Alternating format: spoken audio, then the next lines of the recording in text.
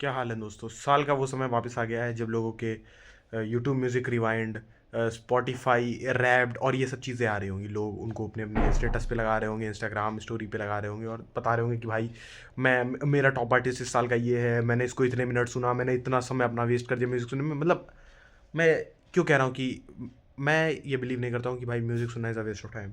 In fact भाई music सुनना in itself is an investment to embracing a piece of art. मतलब music क्या है भाई, at the end of the day music is a piece of art. But जितनी भी ये streaming services हैं, I am not mainly targeting Spotify, बहुत सारी म्यूज़िक स्ट्रीमिंग सर्विसेज हैं, एप्पल म्यूज़िक, ये म्यूज़िक, फलाना ढिमकाना music, YouTube music. There is an inherent flaw in all of them. And जो ये फ्लॉ है, ये this is not a flaw of streaming. जो टेक्नोलॉजी है उसके पीछे का फ्लॉ नहीं है, ये फ्लॉ है इनके पीछे की साइकोलॉजी का। और जिस तरीके के म्यूज़िक लिसनर्स को ये क्रिएट करती है। तो अब बहुत लोग बोलेंगे कि भाई नहीं, तू तो सिर्फ कैजुअल्स को बैश कर रहा है। ऐसी बात नहीं है भाई, मैं कैजुअल्स को नहीं बैश कर रहा, I am bashing casuals and hardcore listeners like. So example लेते हैं, मेरा एक दोस्त है जो कि he is way too deep into both metal and rock. वो इस पॉइंट पे है कि भाई वो most of the metal bands को सुनता है, वो most of the rock bands को सुनता है, इन सब चीज़ों को सुनता है, एंड दैट इज़ फाइन। तो मैं उससे एक दिन पूछता हूँ कि भाई तू मुझे कोई एल्बम सजेस्ट कर किसी भी एक आर्टिस्ट का, क्योंकि मैंने उस बेसिकली बैंड या आर्टिस्ट या जो भी बंदा है उसको सुनना नहीं अभी तक चालू किया। तो वो मुझको कहता है कि भाई एल्बम के बारे में तो मुझको नहीं पता, तू ये दो गाने सुन ले। तो this is the kind of thing that this platforms are going to create. अब कैसे ये चीज़ होगी? तो इमेजिन करो तुम्हारा कोई एक दोस्त है और वो तुमसे कहता है कि भाई मैंने इस आर्टिस्ट को सुना, एंड उसको जो है उस आर्टिस्ट का काम बहुत पसंद आया। उसने बोला कि भाई तू भी जा और ये गाना सुन, और तुम गए घर पे, तुमने यूट्यूब म्यूज़िक खोला या फिर स्पॉटिफाई खोला और तुमने उस गाने को चलाना चालू कर दिया।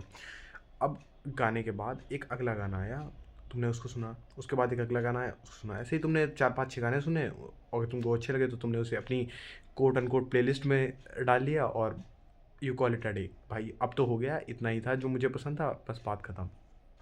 लेकिन इससे इससे घाटा क्या है? इससे नुकसान आर्टिस्ट का भी है, और खैर तुम्हारा तो खैर क्या ही नुकसान है, अगर तुम इंजॉयमेंट अचीव कर रहे हो तो दैट इज़ ऑल। बट अब मैं बताता हूँ कि why I do not like this. So होता क्या है, अक्सर बंदा, कोई भी बंदा जो म्यूज़िक बनाता है, कंपोज करता है, कुछ भी करता है, वो अ, जो है इस चीज़ को करता है in the form of albums. Album मतलब सिंगल्स भी होते हैं और भी चीज़ें होती हैं, मिक्स टेप, कई सारी चीज़ें और होती हैं usual lingo, but mostly albums होते हैं, ठीक है। तो एल्बम्स के बाद क्या हुआ, मतलब हुआ क्या कि मान लो एल्बम के बीच का कोई एक सॉन्ग है, मान लेते हैं 5 6 सॉन्ग है किसी एल्बम का, और तुमने उसके पहले के 4 सॉन्ग सुने, उसके बाद 4 सॉन्ग और थे वो तुमने नहीं सुने। मतलब ना तुमने पहले के 4 सुने, ना तुमने बाद के 4 सुने, और तुमको डायरेक्टली 5 सॉन्ग पसंद आए।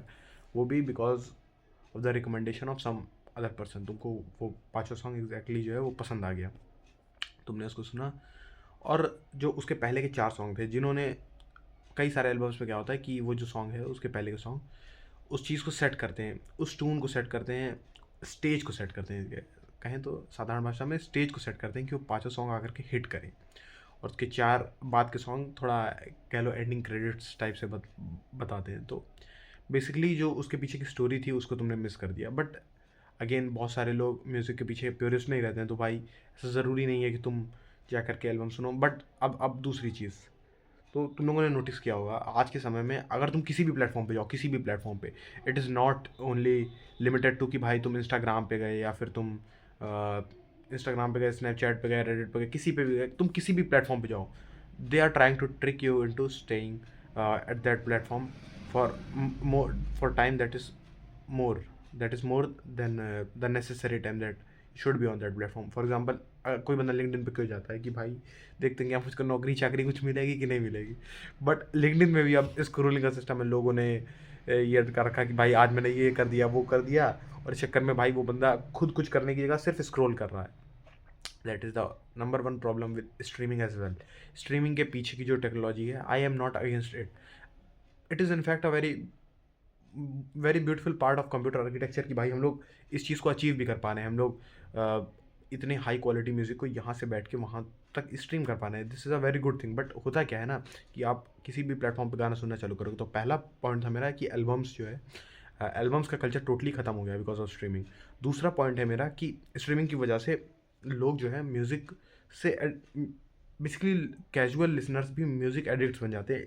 अब देखो, ज़रूरी नहीं है कि तुम अगर एक हार्डकोर म्यूज़िक फ़ैन हो तो तुम एडिक्ट हो, और ज़रूरी नहीं है कि तुम अगर एक कैजुअल लिसनर हो तो भी तुम एडिक्ट नहीं हो। मतलब being a music addict is different. Music addict क्या होगा भाई, देखो एक म्यूज़िक एडिक्ट का डे क्या होता है कि सुबह उठा, उसने कान में लीड लगा ली। और मुझे भी अक्सर कई लोग कहते हैं कि भाई तुम दिन भर ईयरफोन लगा के रखते हो, तो वो बात गलत है। लेकिन मैं जस्ट बता रहा हूँ कि how does music, maybe I am addicted to music, but how does music addiction looks like. तो देखो भाई क्या होगा, तुम्हारा जो भी फेवरेट प्लेटफॉर्म है उस पर तुम गाना सुनना चालू करोगे, गाना सुनोगे, एक अगला गाना आ जाएगा, वो भी तुमको थोड़ा बहुत अच्छा लगेगा, तुम अगला सुनोगे, अगला सुनोगे, अगला सुनोगे, और सुनते रहोगे। और भाई तुम कोशिश करोगे कि अब मैं सुन के बंद कर दूं, लेकिन ये चीज़ हो नहीं पाएगी, क्योंकि तुम सोचो ये चीज़, अ, कोई एक एल्गोरिदम है, ठीक है, उसको सिर्फ तुम्हारे ब्रेन पे नहीं, तुम्हारे जैसे क्या भारत में कितने लोग हैं, कितने ज़्यादा 125 करोड़ देशवासी हैं। तो 125 करोड़ के आसपास जितने भी देशवासी हैं, उनमें से मान लेते हैं मोटा मोटा 20 करोड़ लोग तुम्हारी उम्र के हैं और वो गाने सुनते हैं। उसमें से 5 करोड़ का तो जो मस्तिष्क होगा वो तुम्हारी तरह ही होगा, और उसी डेटा पे उनको इन एल्गोरिदम्स को ट्रेन किया जा रहा है। तो जो वो एल्गोरिदम है उसको ऑलरेडी पता है कि तुमको किस तरीके का गाना पसंद आएगा अगर तुमने ये वाला गाना सुना है। So this would and up wasting more of your time. इससे आपका और ज़्यादा समय जो है जो ख़राब होगा बेसिकली। तो यही था इस वीडियो के लिए। और अगेन मैं किसी भी स्ट्रीमिंग सर्विस के ख़िलाफ़ नहीं हूँ, ना ही मैं स्ट्रीमिंग की टेक्नोलॉजी के ख़िलाफ़ हूँ। I am just against what we can call these the side effects of streaming। और बेसिकली जो भी चीज़ें इस टेक्नोलॉजी की वजह से आई, उसके आसपास पनप गई। तो इस वीडियो को देखने के लिए धन्यवाद, and I will see you in the next.